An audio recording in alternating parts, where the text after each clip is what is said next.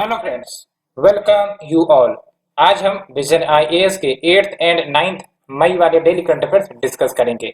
आज काफी ज्यादा मजेदार आर्टिकल पब्लिश हुई है बिकॉज आज हम लोग इंडस वैली सिविलाइजेशन के कुछ बेसिक्स के बारे में भी जानेंगे एंड जो अभी राखीगढ़ी में एक्सकेवेशन हुआ है वहां पर जो हमें क्या नए चीज देखने को मिले हैं। फॉर एग्जांपल ड्रेनेज सिस्टम के बारे में पता चला है, एज वेल एज वहां पर कॉपर एंड गोल्ड ज्वेलरी की फैक्ट्री हुआ करती थी, इसके बारे में पता चला है। तो काफी इंटरेस्टिंग बातें हम यहाँ से जानेंगे। So without delaying let's start our discussion. The first article deals with excavation at Rakhigari, which is in Haryana, reveals drainage system, copper and gold jewelry. So before discussing this article, let's talk about the syllabus. When we talk about the syllabus, it will be covered under Indian culture and silent aspects of art form, literature, architecture from ancient to modern times। इसके अंतर्गत आपका cover हो जाएगा। जब हम बात करते हैं आईवीसी, इसका मतलब क्या हुआ? Indus valley civilisation, the first urban civilisation in the whole world. वैसे तो आईवीसी की शुरुआत अप्रोक्स 3300 बीसी से ही हो गई थी। बीसी यानी कि बिफोर क्रिस्ट इरा, ठीक है। लेकिन जो मैच्योर फेज आया आईवीसी का, जहां आईवीसी ने अपने आप को पूरा डेवलप किया, विकसित किया, वो है आपका 2500 बीसी के बाद से। लेकिन आपको ही पता है धीरे धीरे आईवीसी का फिर डिग्रेडेशन भी हुआ। आफ्टर 1900 बीसी ऑनवर्ड जो आईवीसी कल्चर है वो आपका डिग्रेड हो गई और फिर वो समाप्त हो गई।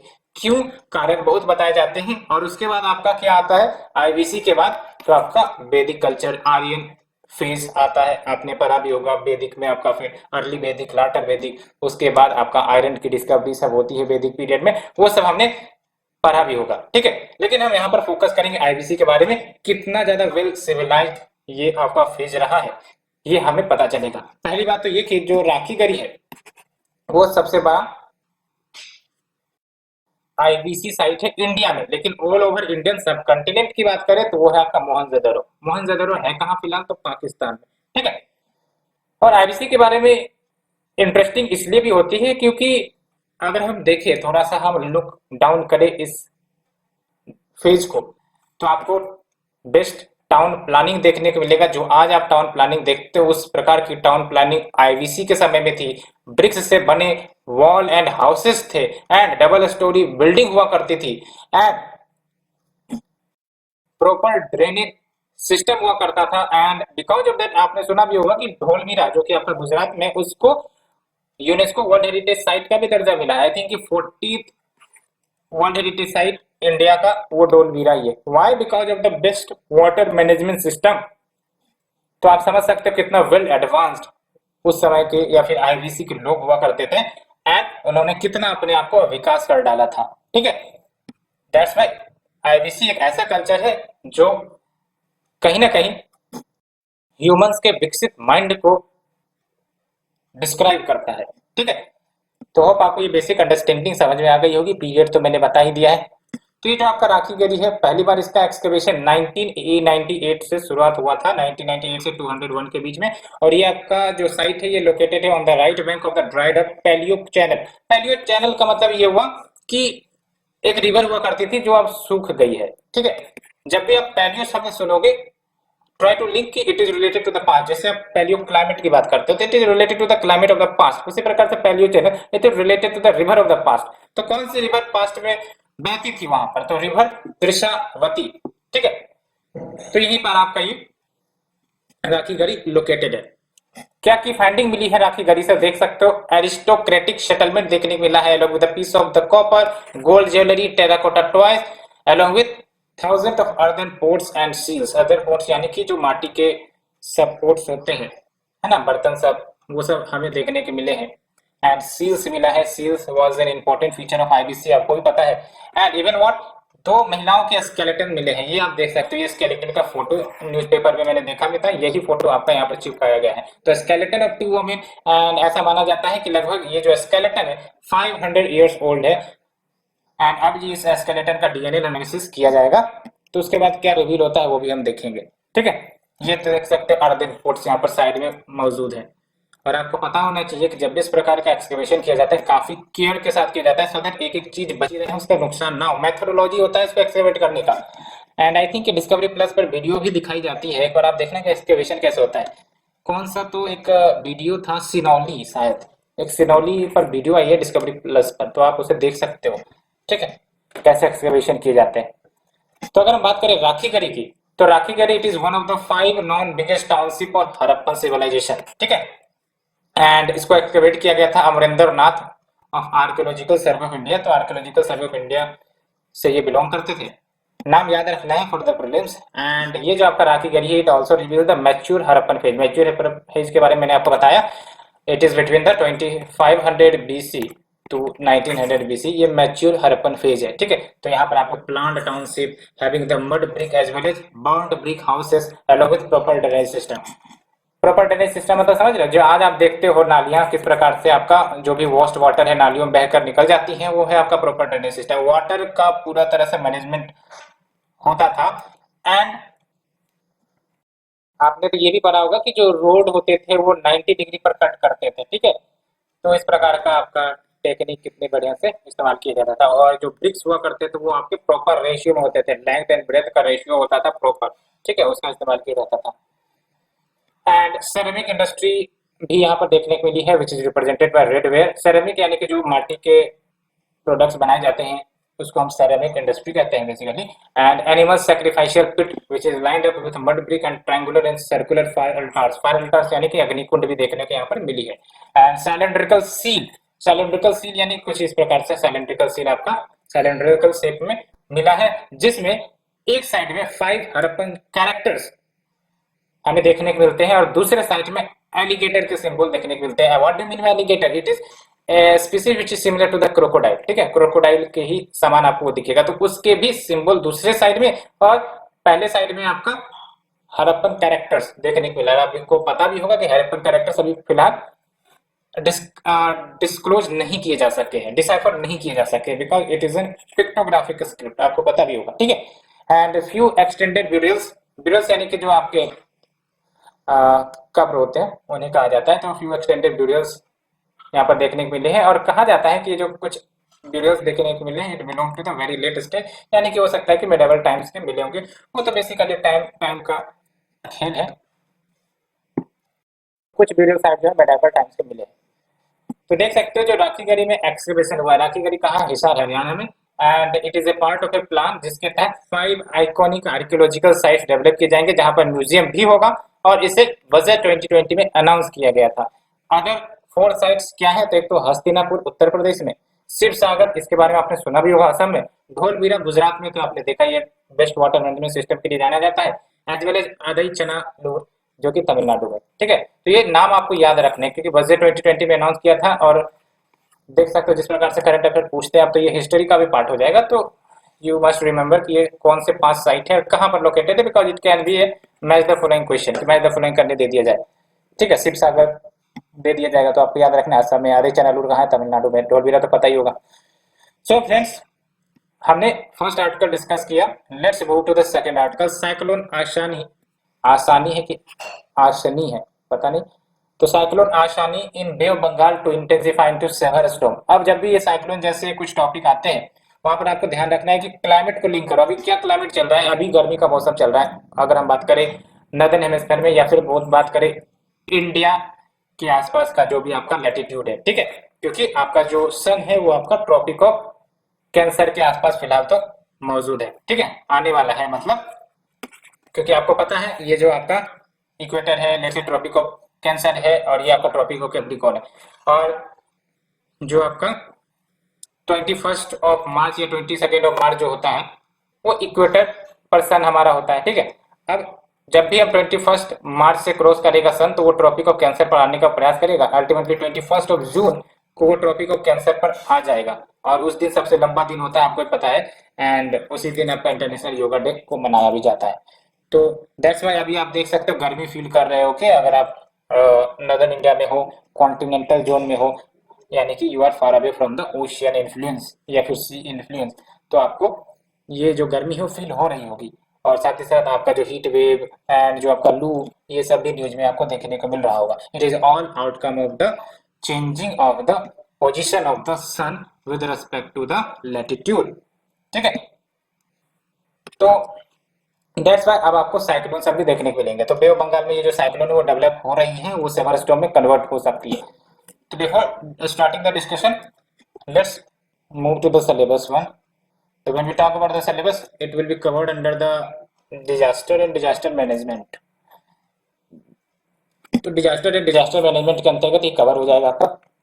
तो देख लो, as per the Indian Meteorological Department जो ये सब प्रेडिक्शन करते रहती है, साइक्लोन आशानी जो अभी आपका डेवलप हो रहा है south east region of bay of Bengal. Bay of Bengal कहाँ पर है? जैसे ये आपका जो इंडियन पेनिनसुला है, ये आपका बे ऑफ बंगाल है। बे ऑफ बंगाल के साउथ ईस्ट का मतलब क्या हुआ? इधर है ना, साउथ ईस्ट। यहाँ पर आपका श्रीलंका है, तो इधर आपका ये डेवलप हो रहा है। तो here it is getting developed and ये इंटेंसिफाई होने वाले हैं इनटू द सेवर साइक्लोन, अगर इसको वो टेम्परेचर मिलते रहा तो ये आपका जो आसानी है, ये आपका फर्स्ट साइक्लोनिक स्टॉर्म होगा नॉर्थ इंडियन ओशियन में इन द 2022। बिकॉज इससे पहले आपने भी नहीं सुना होगा 2022 में साइक्लोन आते हुए, लेकिन अब चूंकि गर्मी का मौसम आ रहा है तो ये साइक्लोन सब वेल डेवलप होने लगेंगे। ठीक है, और ये नेम किसके द्वारा किया गया है? श्रीलंका के द्वारा। और आसानी का क्या मतलब है? व्रत इन सिन्हलीज। अब ये व्रत का मतलब क्या होता है, एक बार सर्च करके आप हमें बताना कमेंट सेक्शन में। तो ये जो साइक्लोन है जो बनेगी आफ्टर आसानी, यानी कि अब तो मैंने आपको बताया कि साइक्लोन पे साइक्लोन आ सकते हैं, तो आसानी के बाद जो आपका साइक्लोन आएगा उसका नाम पहले से डिसाइडेड होता है। ये तो सिस्टम होता है जिसके तहत नाम डिसाइड किए जाते हैं। तो अगला नाम होगा आपका सितरंग। सितरंग जो नाम दिया गया है वो है थाईलैंड के द्वारा। तो ध्यान रखना है, आपको याद रखना है आसानी एंड सितरंग। एंड अन्य जो नाम इंडिया की तरफ से आने वाले हैं वो है आपका घुरी, प्रभो, झार, मुराशु। ये सब अपकमिंग नाम है जो इंडिया ने दे रखे हैं। ये सब बेसिकली पहले से नाम दे दिए जाते हैं और अल्फाबेटिकल ऑर्डर में हर देश के पास नामकरण का जिम्मा होता है। तो उस आधार पर जिसका नंबर आएगा वो नाम कर देगा। ठीक है, तो जैसे अभी श्रीलंका का नंबर आया है तो श्रीलंका ने नाम दे दिया आसानी, फिर थाईलैंड का नंबर आएगा तो आपका थाईलैंड नाम कर देगा सीतारंग। ठीक है, इस प्रकार से चलता है, वो हम देखेंगे। यहाँ पर आप देख सकते हो नेमिंग ऑफ साइक्लोन। तो आपको पता है ट्रॉपिकल साइक्लोन जो बनती है, what are the condition? The first condition is what? Low pressure होना चाहिए। दूसरी इंपॉर्टेंट बात ये, जब भी साइक्लोन बनेगा वो सी वाटर में ही बनेगा, लैंड पर तो बनेगा नहीं, because it is a outcome of the sea event. ठीक है, तो tropical cyclone these are violent storms जो आपका warm ocean waters which is near the equator वहां पर ओरिजिनेट होते हैं। और क्या फेवरेबल कंडीशन, ये ध्यान रखना, UPSC frequently asks about the favorable conditions for the formation। तो पहली बात तो लार्ज सी सरफेस होनी चाहिए, अलॉन्ग विद द टेम्परेचर जो होनी चाहिए काफी ज्यादा होनी चाहिए, मोर देन 27 डिग्री सेल्सियस। तो ये ध्यान रखना है, टेम्परेचर काफी ज्यादा होनी चाहिए, तभी तो लो प्रेशर बनेगा, अदरवाइज लो प्रेशर नहीं बन सकेंगे। दैट्स व्हाई ठंड के मौसम में साइक्लोन नहीं बनती, बिकॉज टेम्परेचर कहीं ना कहीं काफी लो रहता है। ठीक है, and the second and most important is your presence of Coriolis force. Coriolis force का काम ये रहता है कि जो आपका विंड आएंगे साइक्लोनिक स्टॉर्म्स या फिर जो स्टॉर्म्स आती हैं उसको ये घुमा देगा। ठीक है, दैट्स व्हाई जो नियर द इक्वेटर होता है वहां पर आपका कोरियलिस फोर्स जीरो होता है, आपने पढ़ा भी होगा। इसीलिए कभी भी वो विंड को घुमा नहीं सकेगा और कभी भी ये जो आपका विंड है वो सर्कुलर फॉर्म में राइज नहीं हो पाएगा, तो वो साइक्लोन का शेप ले ही नहीं सकेगा। That's why there is a need of Coriolis force, तभी वो सर्कुलेटरी मोशन करते करते वो आपका लूप बनाएगा। And there should be a small variation in the vertical wind speed. याद रखना, यहाँ पर ग्रेटर वेरिएशन नहीं होगा, यहाँ पर आप गलती मत कर देना। There should be a small variation in the vertical wind speed and pre existing weak low pressure area होना चाहिए, तो और भी ज्यादा बेहतर है। और low level cyclonic circulation and upper divergence over the sea level system. Upper divergence का मतलब क्या हुआ कि जो भी आपका वाटर जो भाप बन के बनेगी वो आपका डाइवर्ज करना चाहिए, अपर जाते जाते डाइवर्ज करेगा, तभी तो ये आपका दूसरी तरफ लैंड करेगा और लूप बनेगा, फिर लो प्रेशर की तरफ आएगा, फिर ऊपर जाएगा, फिर वो आपका उस सेंटर के पास आएगा, तो ये क्लोजली बनता है। अपर डाइवर्जेंस मतलब क्या, एयर जो है वो from the bottom to the diverge करेंगे, इसलिए तो ये शेप आप देखते हो। ठीक है, और जो आई होता है सेंटर ऑफ द साइक्लोन वो काम रीजन होता है ना, तो आपको पता ही होगा। तो ये कंडीशन याद रखना, कंडीशन पर क्वेश्चन बनेंगे। First is upper divergence over the sea level and pre existing weak low pressure area रहे या फिर लो प्रेशर जोन रहे तो वो भी चलेगा। आपका स्मॉल वेरिएशन होना चाहिए, याद रखना ग्रेटर वेरिएशन नहीं होना चाहिए। And Coriolis force is a must and temperature काफी ज्यादा हाई होनी चाहिए, approx more than 27 degree Celsius. तो ये देख सकते हो। टाइप ऑफ डिस्टर्बेंसेस की अगर हम बात करें तो यहाँ पर देख लो, अगर less than 31 kilometre per hour का स्पीड है विंड का, तो इसको हम लो प्रेशर जोन बोलेंगे कि लो प्रेशर जोन डेवलप हो रहा है। अगर विंड का स्पीड और ज्यादा बढ़ता है 31 से 49 हो जाता है तो हम कहेंगे डिप्रेशन बढ़ रहा है, depression is extended form of low pressure, है ना। एंड और ज्यादा स्पीड बढ़ रहा है तो इसका मतलब there is a deep depression, and और ज्यादा विंड का स्पीड बढ़ा दो तो ये आपका साइक्लोनिक स्टॉर्म हो जाएगा। एंड और ज्यादा बढ़ा देते हैं तो सिवियर साइक्लोनिक स्टॉर्म हो जाएगा। एंड बढ़ाते बढ़ाते इतना बढ़ा देते हैं कि मोर than 2 to 1 kilometre per hour हो जाए तो ये आपका सुपर साइक्लोन हो जाता है, ठीक है। अब जैसे फॉर एग्जांपल डिफरेंट लोकेशन के आधार पर हम साइक्लोन का नाम भी डिफरेंट रखते हैं। जैसे विली विलीज, विली विलीज कौन से देश के द्वारा ये बोला जाता है, टाइफून किसके द्वारा बोला जाता है, हरिकेन किसके द्वारा बोला जाता है, ये सब बेसिकली साइक्लोन, ये बस नाम इसका वेरिएंट्स है, ठीक है। तो हरिकेन हो, टाइफून हो, विली विलीज है, बस आपके लोकेशन याद रखना है कि हाँ हरिकेन कहाँ बोला जाता है। जैसे नॉर्थ अमेरिका में हरिकेन बोला जाता है, willy willies I think Australia बोला जाता है, ठीक है। और टाइफून तो वो जापान है, चाइना है ना, फिलीपींस सब है, ये सब टाइफून बोलते हैं। सो फ्रेंड्स ये हमने डिस्कस किया, लेट्स मूव टू द, हाँ इसको डिस्कस किया लेकिन नेमिंग तो डिस्कस ही नहीं किया। तो बेसिकली आईएमडी के द्वारा 6 रीजनल स्पेशलाइज्ड मेट्रोलॉजिकल सेंटर्स गठित किए गए, जिसमें से एक जो है वो आपका आईएमडी भी है। तो जो आईएमडी है along with the 5 regional tropical cyclone warning centres, इनको मैंडेट की गई है कि एडवाइजरी इश्यू करेंगे इंडियन ओशियन में जो भी आपके साइक्लोन्स या फिर स्टॉर्म्स आते हैं, as well as cyclonic storms का नामकरण भी करेंगे। तो जो नेमिंग है साइक्लोन्स का in the Bay of Bengal in Arabian Sea, ये कब से शुरू हुआ था, सितंबर 2004 से। और आपको पता ही होगा सितंबर 2004 या फिर जो 2004 का ईयर रहा है वो हैवी साइक्लोन आया था, जिसके कारण जो है हमारा जो उड़ीसा है, ईस्टर्न कोस्ट है, काफी ज्यादा प्रभावित हुए थे। उसके बाद से वो जो आपका नेमीकरण है या फिर नेम देने का परंपरा शुरू हुई थी, ठीक है। तो ये हमने डिस्कस किया friends. Let's move to the third article. थोड़ा सा डिटेल में मैंने डिस्कस किया कंसेप्चुअल, कोई कंसेप्चुअल पॉइंट से, that's why I started the discussion with concept, otherwise clear ही नहीं होते, ठीक है। So let's move to the third article, La Nina feeding heat waves in India. अब देखो आपने सुना होगा कि ला नीना तो बेसिकली पॉजिटिव न्यूज लेकर आता है, पॉजिटिव रेनफॉल लाता है। तो ये ला नीना हमको हीट वेव क्यों फेड करवा रहा है, हीट वेव क्यों प्रदान कर रहा है, तो ये अभी एक नई स्टडी निकल कर आएगी, हम जानेंगे कि कारण आखिर है क्या। तो before starting the discussion syllabus को देख लेते हैं। सिलेबस में भी आपका डिजास्टर एंड डिजास्टर मैनेजमेंट के ही अंतर्गत आएगा ये। तो आप दो इवेंट सुनते होंगे, ला नीना, ईयर नीनो। तो ईयर नीनो का इवेंट क्या होता है, इसके तहत जो है जो आपका पैसिफिक ओशन है, यहाँ पर आप देखो ये जो आपका पैसिफिक है, स्पेसिफिकली अगर कहें तो आपका सदर्न पैसिफिक है, ठीक है। तो यहाँ पर जो आपका प्रेशर कंडीशन होता है वो रिवर्स हो जाता है। नॉर्मली हम क्या देखते हैं कि जो आपका साउथ अमेरिका है उसके जो आपके वेस्टर्न कोस्ट है, या फिर यूं कह सकते हो कि ईस्टर्न पैसिफिक जोन जो है वो रिलेटिवली कोल्डर होती है।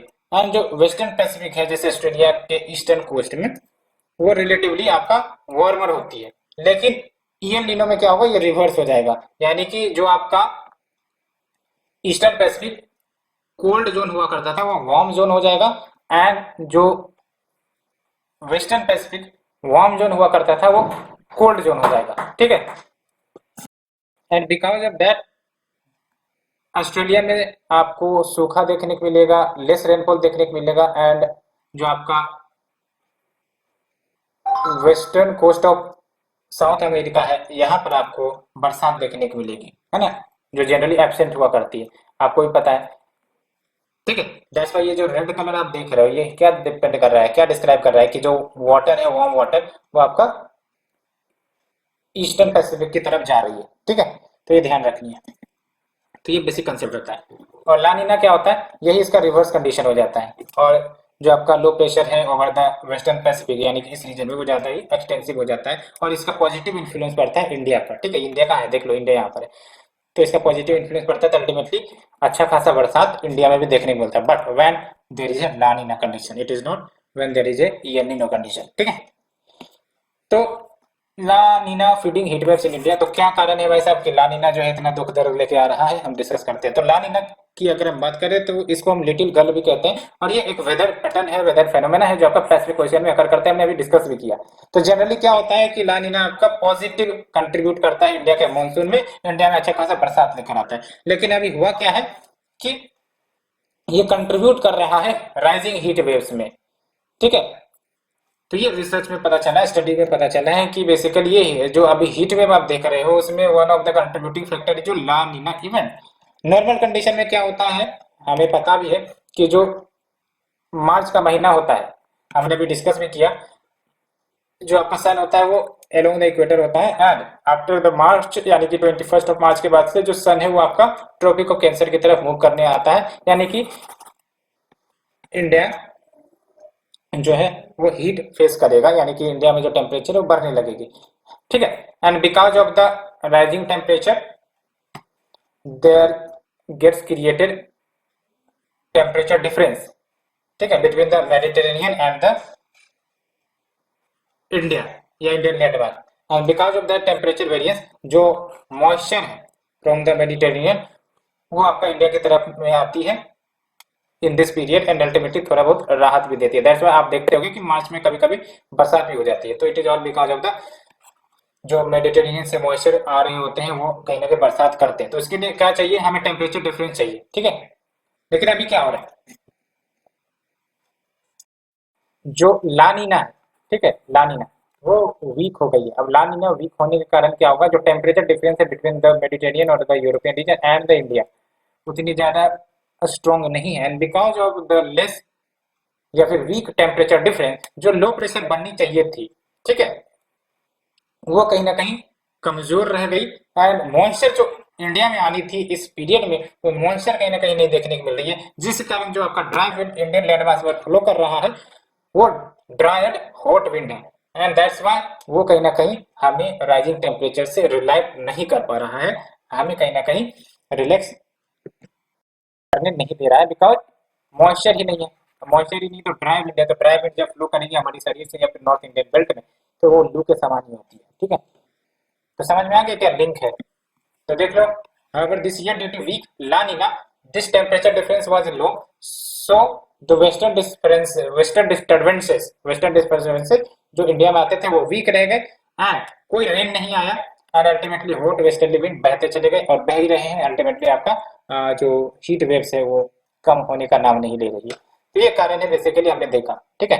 तो किस प्रकार से लानीना की वीकनेस के कारण हीट वेव डोमिनेट हो रहा है ये हमने इस आर्टिकल में जाना। सो फ्रेंड्स, इसे डिस्कस करने के बाद let's move to the next article. PM reviews national education policy implementation calls for developing hybrid learning. Hybrid learning का मतलब ये हुआ कि मिक्स कर दो ऑनलाइन प्लस ऑफलाइन लर्निंग को, यानी कि ऑनलाइन भी ऑफलाइन भी, ठीक है। बिकॉज एक्सेसिव ओवर एक्सपोजर अगर टेक्नोलॉजी का होगा तो इसके कारण बैड इफेक्ट मेंटल हेल्थ पर या फिर फिजिकल हेल्थ पर देखने को मिल सकती है, क्योंकि आपको ही पता है जब भी हम टेक्नोलॉजी यूज करते हो, चाहे मोबाइल यूज करो लैपटॉप यूज करो, तो बैठे ही रह जाते हैं, ना मूव करना चाहते हैं, ना इधर जाना चाहते हैं, ना घूमने जाना चाहते हैं, ना पैर चलाना चाहते हैं, ना हाथ चलाना चाहते हैं, ठीक है। तो दैट्स वाई ये कहीं ना कहीं सब पर लागू होती है। आपने भी ऑब्जर्व किया होगा whenever we are using some mobile phone से सब, तो हम लोग को बाहर जाने की इच्छा नहीं होती, या फिर यूँ कहो कि जो वॉकिंग करने की इच्छा है वो नहीं हो पाती। वो सब अट्रैक्ट कर लेता है, सारा जो मोबाइल का खेल है ना वो अट्रैक्ट कर लेता है। It is all based on the attraction principle. So हम डिस्कस करेंगे, बट सिलेबस की बात करते हैं पहले। तो सिलेबस कहाँ गया भाई साहब, तो देख लो आप, वेयर इज द सिलेबस। तो देख लो, issues related to the development and management of social sector services related to the health education human resources.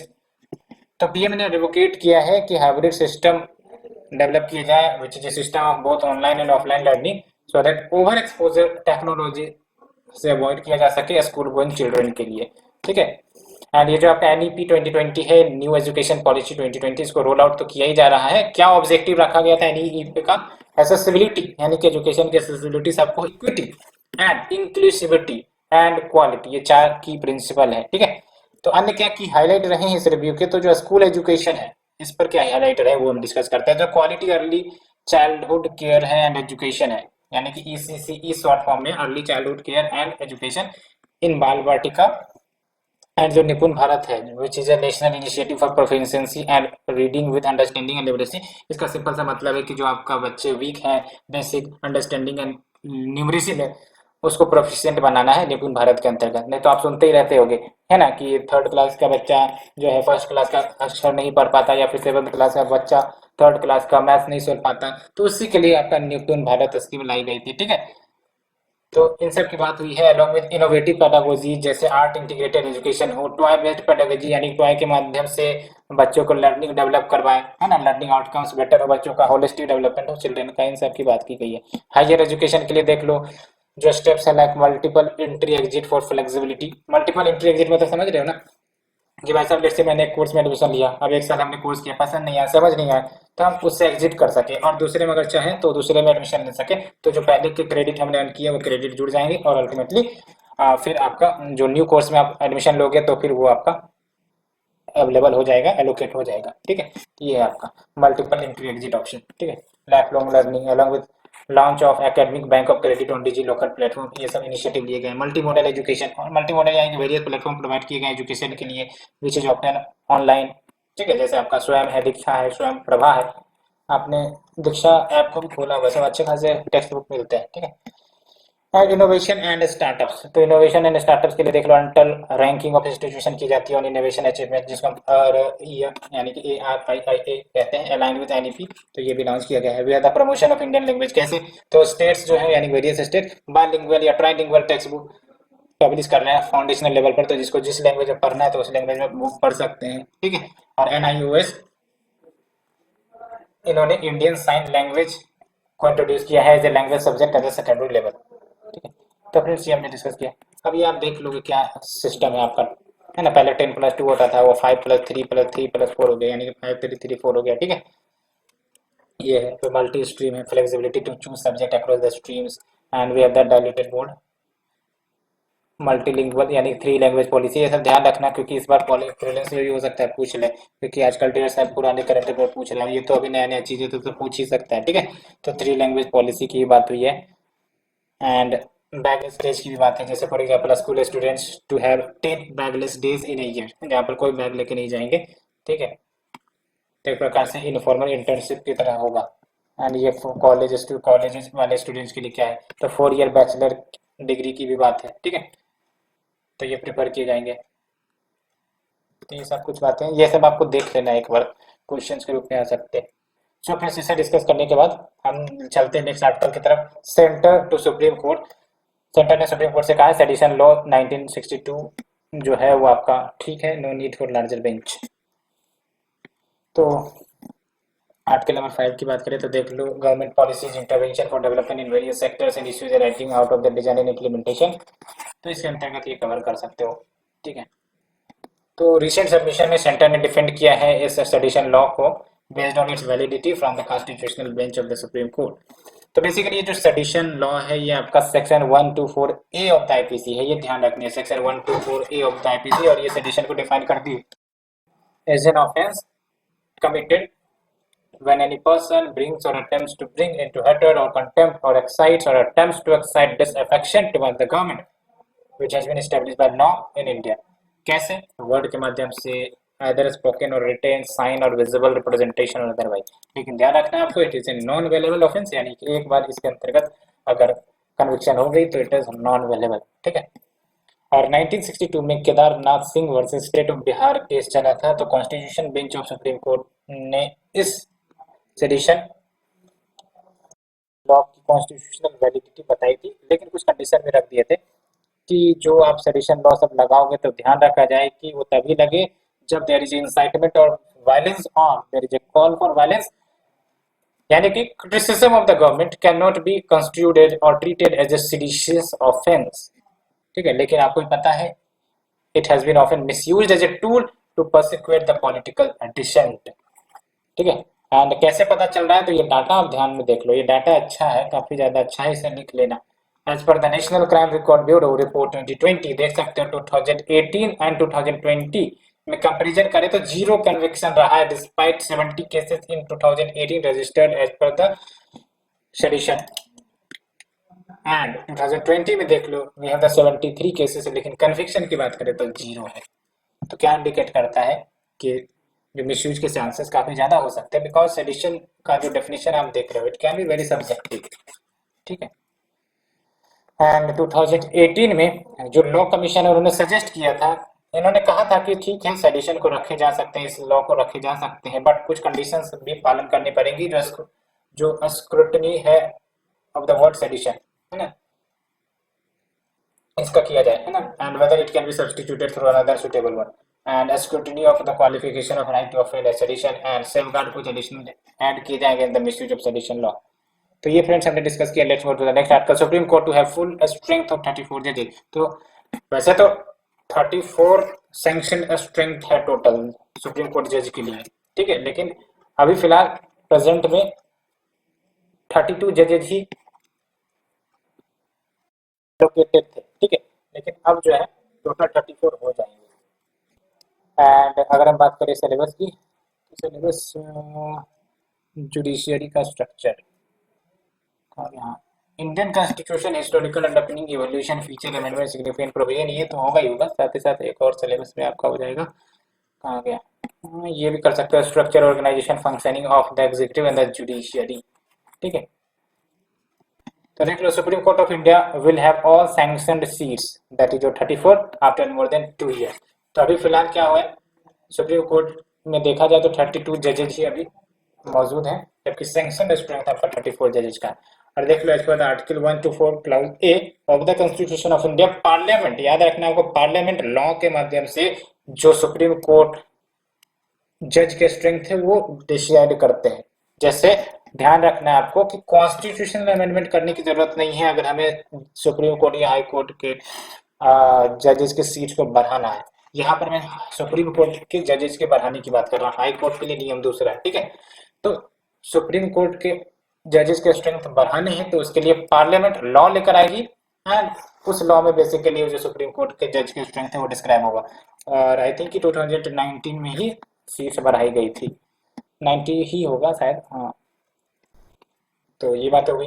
And देख लो, अगर अपॉइंटमेंट ऑफ जजेस की बात करें तो जो चीफ जस्टिस ऑफ इंडिया है, जजेस ऑफ सुप्रीम कोर्ट है, ये सब प्रेसिडेंट के द्वारा अपॉइंट किए जाते हैं under article 124 clause 2 of the constitution, but with the help of collegium system. Collegium system का संविधान में कहीं भी मेंशन नहीं है, तो सुप्रीम कोर्ट के द्वारा डिवाइस की गई मैकेनिज्म है जिसके माध्यम से बेसिकली जो जजेज हैं वो रिकमेंड किए जाते हैं, ठीक है। तो collegium system has evolve with 3 जज केस, ये आपने पढ़ा भी होगा, 3 जज केस। 1981 में फर्स्ट जज केस आया था, 1993 में सेकंड जज केस एंड 1998 में थर्ड जज केस। तो उसके बाद ये कॉलेजियम सिस्टम और ज्यादा मजबूत हो गया था, ठीक है। तो फर्स्ट जज केस 1981, या किसी को एसपी गुप्ता केस कहते हैं। यहाँ पर सुप्रीम कोर्ट ने रूल किया था कि जो रिकमेंडेशन सीजीआई देगा टू द प्रेसिडेंट, तो प्रेसिडेंट उसे रिफ्यूज कर सकते हैं, ठीक है, thereby giving greater say to the executive। इसका मतलब क्या था, एग्जीक्यूटिव के कंट्रोल में था जजेस को अपॉइंट करना, क्योंकि सीजीआई ने जो भी रिकमेंडेशन दिया उसको खारिज किया जा सकता था। लेकिन बाद में सुप्रीम कोर्ट और ज्यादा अलर्ट होते हैं, तो अल्टीमेटली सेकंड जज केस 1993 निकल कर आता है। और यहाँ पर देख लो, Supreme Court advocates on record association versus Union of India, ये केस का नाम है बेसिकली। तो यहाँ पर सीजीआई जो एडवाइस देंगी वो बेसिकली उससे पहले उन्हें 2 सीनियर मोस्ट जजेस से कंसल्ट करना पड़ेगा over the judicial appointment and the transfer. Third जज केस 1998 आया, तो यहाँ पर सीजीआई जो कंसल्ट करने की बात थी, जिसके बाद वो रिकमेंड करेंगे प्रेसिडेंट को। 4 सीनियर मोस्ट सुप्रीम कोर्ट जजेस से वो कंसल्ट करेंगे before giving the recommendation to the president, ठीक है, for the appointment of judicial and transfer, for the appointment of the जजेस in the transfer of the. और कॉलेजियम की बात करें तो कॉलेजियम इज ए सिस्टम जहाँ पर basically CGI along with 4 senior जजेस of the Supreme Court and if the appointment deals with the High court जजेस, तो उसमें और 3 मेंबर जोड़ दो। तो ये जो कमिटी है वो डिसीजन लेती है related to the appointments and transfer of the जजेस in the Supreme Court and the High Court, ठीक है। तो ये फ्रेंड्स हमने ऑल द आर्टिकल डिस्कस किया one by one. Hope you understood it. अगर आपको अच्छी लग रही है तो आप लाइक शेयर सब्सक्राइब जरूर कर सकते हो। Thank you friend, thank you very much for the discussion.